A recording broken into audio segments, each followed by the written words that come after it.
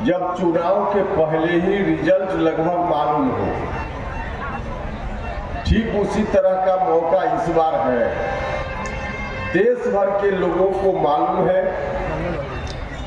कि 2024 में लोकसभा का चुनाव होगा और नरेंद्र मोदी ही भारत के प्रधानमंत्री बने। दुनिया भर के लोगों को मालूम है और देश के लोगों ने मन बना लिया है कब वोट का दिन आवे और हम बटन दबाएं ताकि नरेंद्र मोदी जी फिर से एक बार भारत का प्रधानमंत्री बन जाए। तो देश के लोग इंतजार में हैं। निश्चित रूप से नरेंद्र मोदी जी भारत के प्रधानमंत्री बनेंगे। न सिर्फ बिहार बल्कि बिहार से बाहर के भी जो राज्य है वहां से भी जो खबर है इसी तरह की खबर है। यह तो तय है, लेकिन यहां सामान्य तौर पे साधारण परिवार के लोग, पिछड़ा समाज के लोग या सवर्ण जात के भी लोग हैं, तो कोई बहुत बड़े धरना सेठ नहीं है, साधारण लोग रहते हैं। सरकार तो आजादी के बाद से कई बार बनी, कई बार दूसरी सरकार आई, पहले वाली सरकार गई, नई सरकार बनी। सोचने का विषय आज यह नहीं है कि प्रधानमंत्री नरेंद्र मोदी जी बनेंगे, वो तो बनना ही है। विषय यह है कि गांव में रहने वाले जो गरीब गुरबा लोग हैं, किसी जात के हो, किसी धर्म के हो, उनकी तकदीर बदलेगी कि नहीं बदलेगी, उनकी तस्वीर बदलेगी कि नहीं बदलेगी, सोचने का विषय है। आप सब लोगों का आशीर्वाद एक बार मुझको प्राप्त हुआ था 2014 में भारत सरकार में मंत्री बनने का मुझको अवसर मिला। उस वक्त भी लोकसभा का चुनाव हुआ और उस चुनाव में एनडीए गठबंधन के हिस्सेदार हम उस वक्त भी थे। एनडीए गठबंधन में 3 सीटें हमारी पार्टी के लिए तय की गई थी और 3 में 3 जिता दिया बिहार के लोगों ने, उसमें सीतामढ़ी के आप लोग भी।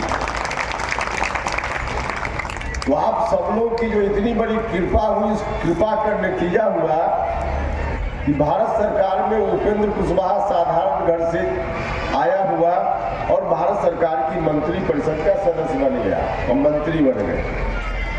उस वक्त मुझको बिहार से बाहर भी देखने का अवसर मिला, उसका लाभ इतना जरूर मिला। बाकी कुछ क्या हुआ नहीं हुआ वो अलग विषय है, लेकिन एक बड़ा लाभ मुझको मिला कि उस वक्त और संयोग से हम मंत्री बने तो शिक्षा विभाग के मंत्री बन गए। हम बिहार में किस तरह से गरीब लोगों के बच्चों को शिक्षा मिलती है या नहीं मिलती है, यह तो हम जानते थे, देखते थे। हम लोग जिस समय स्कूल में विद्यार्थी होते थे उस वक्त जो शिक्षा थी धीरे धीरे उसमें गिरावट आ गई। उस वक्त स्कूल में बिल्डिंग भले नहीं था, हमारे गार्जियन, हम सब लोग जो गांव के विद्यार्थी होते थे, गांव के लोग, हम लोग के अभिभावक बरसात के दिन में जब छप्पर स्कूल का चूने लगता था तो आज की तरह कोई मुखिया जी की ओर नहीं देखते थे, एमएलए साहब की ओर नहीं देखते थे। लोग आपस में 10 रुपया 20 रुपया करके चंदा करते थे और उस छप्पर की मरम्मती कराने का काम करते थे। बहुत स्कूल में बिल्डिंग नहीं था, हम लोग स्कूल भी जाते थे तो अपना बोरा या चटाई लेकर जाते थे और उसी को बिछा करके खुद ही स्कूल के कमरा की सफाई करके और हम लोग बैठते थे। उस वक्त इंतजाम बहुत नहीं था, लेकिन पढ़ाई लिखाई की इतनी अच्छी व्यवस्था थी कि उसी व्यवस्था का परिणाम है कि उपेंद्र कुशवाहा आज आपके सामने इस तरह से बोलने में आप सब लोगों के सामने हम सक्षम हुए। तो उस वक्त पढ़ाई लिखाई निश्चित रूप से अच्छा था। जो उस समय के लोग होंगे, उसके पहले के लोग होंगे, उनको मालूम है, लेकिन बाद के दिनों में तो जो इंतजाम बिहार में हम जब मंत्री बने तब तक बिहार की जो स्थिति हो गई थी शिक्षा के मामले में, हम विशेष रूप से शिक्षा की बात इसलिए कर रहे हैं क्योंकि शिक्षा विभाग के हम मंत्री बने उस समय हमने देखा राज्य से बाहर दूसरे राज्यों में भी जाने का मौका मिला, वहां भी हमने सरकारी और प्राइवेट दोनों तरह के विद्यालयों को देखा। और कई बार तो अपने देश से बाहर भी मंत्री रहते हुए दूसरे देश में भी जाने का मौका मिला, वहां की भी शिक्षा व्यवस्था मैंने देखी। और तब उस वक्त मैंने महसूस किया कि हम बिहार के लोग परेशान रहते हैं, बिहार के गरीब लोग परेशान रहते हैं, पानी मांगे। और दूसरे राज्यों में जो प्रगति है, दूसरे राज्य के लोग जो विकास कर रहे हैं, हिंदुस्तान से बाहर के भी कुछ देश जो ज्यादा विकास की दौर में आगे हैं, आखिर क्या कारण है? देखिए, चाहे किसी भी क्षेत्र में कितना भी विकास हो जाए, हमने उसी वक्त यह महसूस किया जब तक शिक्षा के क्षेत्र में विकास नहीं होगा तब तक बाकी क्षेत्र विकास होने से नहीं काम चलने वाला है। खास करके जो गरीब लोग हैं, ऐसे अलग बात है कि जो पैसे वाले लोग हैं या जो गरीब लोग हैं, शिक्षा की जरूरत तो सबके लिए है, लेकिन जो पैसे वाले लोग हैं, अगर सरकारी विद्यालयों में अच्छी व्यवस्था नहीं है तो प्राइवेट विद्यालय में अपने बच्चों को भेजकर पढ़ा लेते हैं। उनकी जेब में पैसा है तो प्राइवेट में भी, और उनका बच्चा अगर ठीक से नहीं भी पढ़ पाएगा तो पैसा है, उनको क्या दिक्कत है? रूनी सैदपुर में, सीतामढ़ी में, पटना में, दिल्ली में पैसा लगाएंगे और छोटा बिजनेस भी करा देंगे तो उनके बच्चा का जीवन तो चल जाएगा। लेकिन जो गरीब घर का आदमी है क्या करेगा? उसका बाल बच्चा पढ़े, आगे बढ़े, तभी उनके जीवन में सुधार संभव है, वरना उनके जीवन में सुधार नहीं संभव। शिक्षा के अलावा कोई उपाय नहीं है गरीब आदमी। और गरीब आदमी का बच्चा अगर शिक्षा प्राप्त करना चाहे तो कहाँ पढ़ेगा? प्राइवेट में, जो बड़ा स्कूल है प्राइवेट का, उसमें जा नहीं पाएगा क्योंकि उनकी जेब में पैसा नहीं। सिर्फ सरकारी विद्यालयों पर निर्भर रहना है। गरीब घर का बच्चा अगर पढ़ना भी चाहे तो सरकारी विद्यालय में जाए। सरकारी विद्यालय में पढ़ाई लिखाई की स्थिति क्या है आप सब लोगों को मालूम है। उसी वक्त हमने महसूस किया कि कुछ लोगों के मन में जो धारणा बनाई गई थी, और आज भी कुछ लोगों के मन में यह धारणा होती है, किसी भी सरकारी संस्था के बारे में लोग बोल देते हैं यह सरकारी है, इसमें सुधार नहीं संभव है। लोग अस्पताल के बारे में भी बोल देते हैं, अरे यह सरकारी अस्पताल है, इसमें सुधार संभव नहीं है। विद्यालय के बारे में लोग बोल देते हैं यह सरकारी विद्यालय, इसमें सुधार संभव नहीं। उस वक्त मैंने महसूस किया यह धारणा गलत है, पूरे तौर पे गलत है। क्योंकि हमने देखा जब हम भारत सरकार में मंत्री थे तो केंद्रीय विद्यालय और नवोदय विद्यालय, भारत सरकार का शिक्षा विभाग राज्य सरकार की तरह विद्यालय चलाता है, और केंद्रीय विद्यालय, नवोदय विद्यालय मुख्य रूप से सरकारी विद्यालय है, केंद्र सरकार का विद्यालय है। आज भी, अब तो नेट का जमाना है, कोई साथी जो नेट का यूज करता होगा गूगल में सर्च कर लीजिएगा, प्राइवेट स्कूल एक तरफ और केंद्रीय विद्यालय, नवोदय विद्यालय, सरकारी स्कूल एक तरफ। जब भी 10th का रिजल्ट निकलता है, 12th का रिजल्ट निकलता है, कंपैरिजन कर लीजिएगा।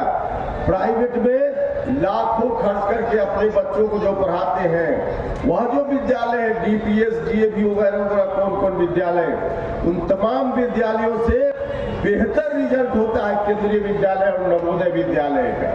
केंद्रीय विद्यालय, नवोदय विद्यालय, सरकारी विद्यालय में यदि अच्छी पढ़ाई हो सकती है तो बिहार सरकार के अंतर्गत जो सरकारी विद्यालय है उसमें अच्छी पढ़ाई क्यों नहीं हो सकती है?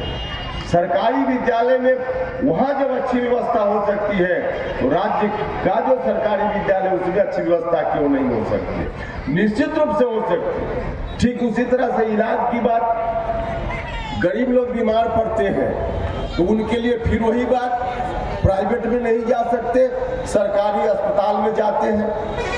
कई बार लोग जब बड़ी बीमारी से ग्रसित होते हैं तो दिल्ली जाते हैं, और हमारे जैसे लोगों को फोन करेंगे इलाज करवा दीजिए, एम्स में भर्ती करा दीजिए, पटना के एम्स में भी, दिल्ली के एम्स में। पटना के IGMS में भर्ती करा दीजिए, गरीब लोग जाकर के हम लोगों से मदद की अपेक्षा करते हैं। भाइयों और मित्रों,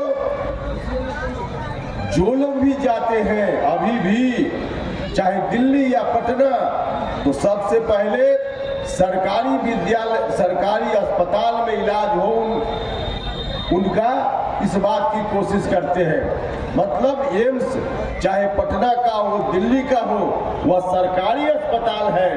तो जब एक जगह सरकारी अस्पताल में इलाज का इंतजाम अच्छा हो सकता है, भारत सरकार के सरकारी अस्पताल में इंतजाम अच्छा हो सकता है, तो राज्य सरकार के सरकारी अस्पताल में, रूडी सैदपुर सीतामढ़ी के सरकारी अस्पताल में इलाज अच्छा क्यों नहीं हो सकता है? निश्चित रूप से अच्छा इलाज हो सकता है, सब कुछ हो सकता है, क्योंकि गरीब लोग सरकार के भरोसे होते हैं। सरकारी इलाज, सरकारी शिक्षा, इसको जब तक दुरुस्त नहीं किया जाएगा तब तक सरकारों के बदलने से गरीब लोगों का तकदीर नहीं बदल सकता। इसलिए हमने उस समय अनुभव किया कि अगर मजबूत पक्का इरादा हो, ईमानदारी से प्रयास हो, तो राज्य सरकार के विद्यालयों को भी ठीक किया जा सकता है, राज्य सरकार के अंतर्गत आने वाले अस्पतालों को भी ठीक किया जा सकता है। और यही कारण है, आप लोगों को याद होगा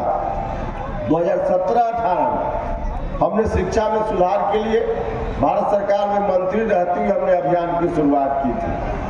पटना की सड़कों पर लाठी भी चली, घायल हुए हम लोग।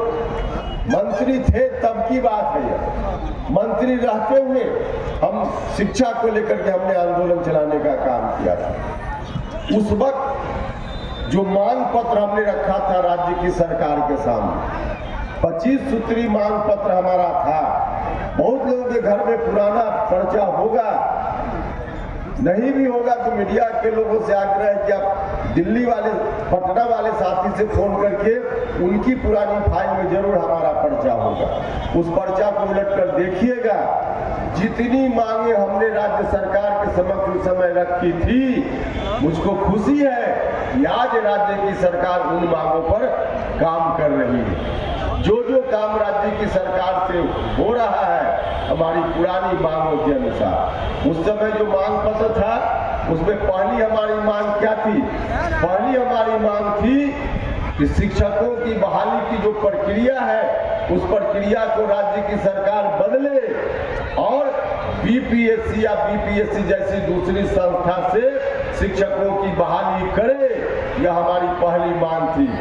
17-18 में सरकार ने ध्यान नहीं दिया, लेकिन अब जाकर सरकार ने वही निर्णय लिया है कि नहीं लिया है, वही निर्णय सरकार ने लिया है।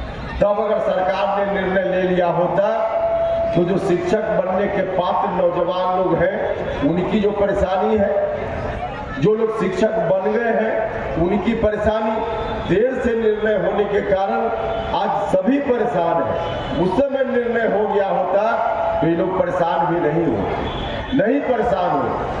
तो जो मांग हमने रखी है अब सरकार कर रही है, लेकिन देर से होने के कारण शिक्षक बनने के योग्य विद्यार्थी या जो शिक्षक बन गए हैं, जिनके बारे में राज्य की सरकार कह रही है कि हम पात्रता परीक्षा लेंगे, पात्रता परीक्षा में शामिल होइए, 3 या 4 बार के बाद सफल नहीं होइएगा तो नौकरी आपकी समाप्त कर दी जाएगी, नौकरी समाप्त कर दी जाएगी। भाइयों और मित्रों, हमने तभी यह सुझाव दिया था और आज भी राज्य सरकार से हम कहना चाहते हैं कि जो लोग भी टीचर बन गए, जो लोग भी टीचर बन गए, कोई खुद से अपने घर से जाकर स्कूल में पढ़ाना उन्होंने नहीं शुरू किया।